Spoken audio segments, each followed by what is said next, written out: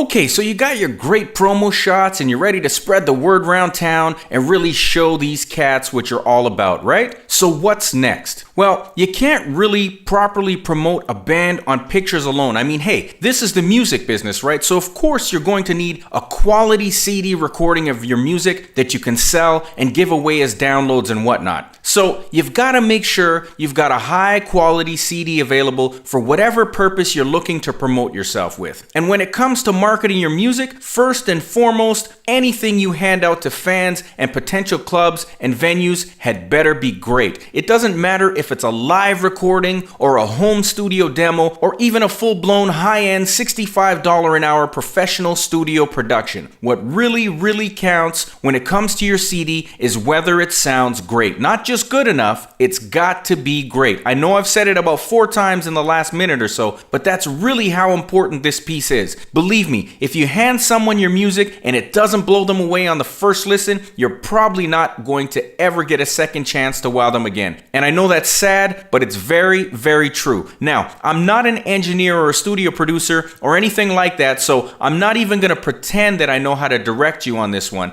I've got friends that can help me out with that kind of thing whenever I need it, and they live and breathe this stuff, so I recommend you find a friend who can either help you do the live or home studio recordings, or if you've got the budget available, spend the money that it'll take to get your music sounding as great as you possibly can. It's going to pay off for you huge in the long run, so it's best to do this right from the get-go. Now, the next thing that I can't stress enough for you also is to include your A-list songs. I don't mean the songs that you and the guys love, but the songs that your fans seem to love the most collectively. If you don't have a clue which songs get your fans moving the most, or whichever ones they start singing at you whenever they bump into you on the streets, then you need to start paying attention. It doesn't matter how much you love your songs, it's the ones that the fans love that are really going to push you up the music business ladder of success, and that's what this is really all about, finding your way to success in the music industry. Now, you may be thinking, yeah, whatever, I know the songs to include on my CD and to use to push my recordings and my promo package better than anyone else, and maybe 5% of the bands are right on this one. But what about the other 95% of you? You've got your hearts wrapped up in the wrong songs. Not that the songs you like aren't any good, but sometimes it's your favorite because you might have a 60-second guitar solo going on,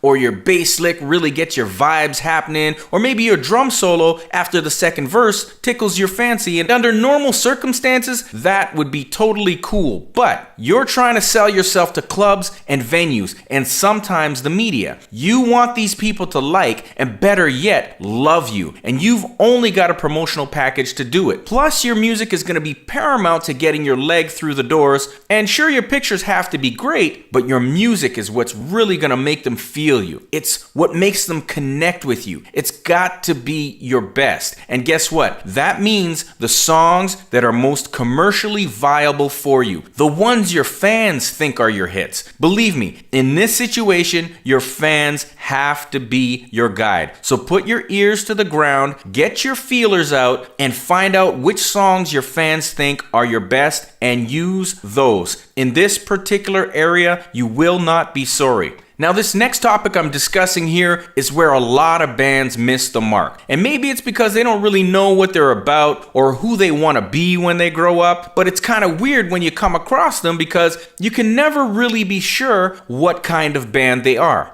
One of their songs is straight up country, then they move into a heavy metal ballad, and from there, they drop into a folk singer-songwriter type thing, and it's cool that they've got a lot of different flavors they can tap into, but from a listener's perspective, we really never get a chance to connect with the band because they're all over the map. Now, imagine a club owner listening to what I just described, and picture how confused they'd be after getting to the second track. Yeah, where the heck would they fit you in? Are you a country band?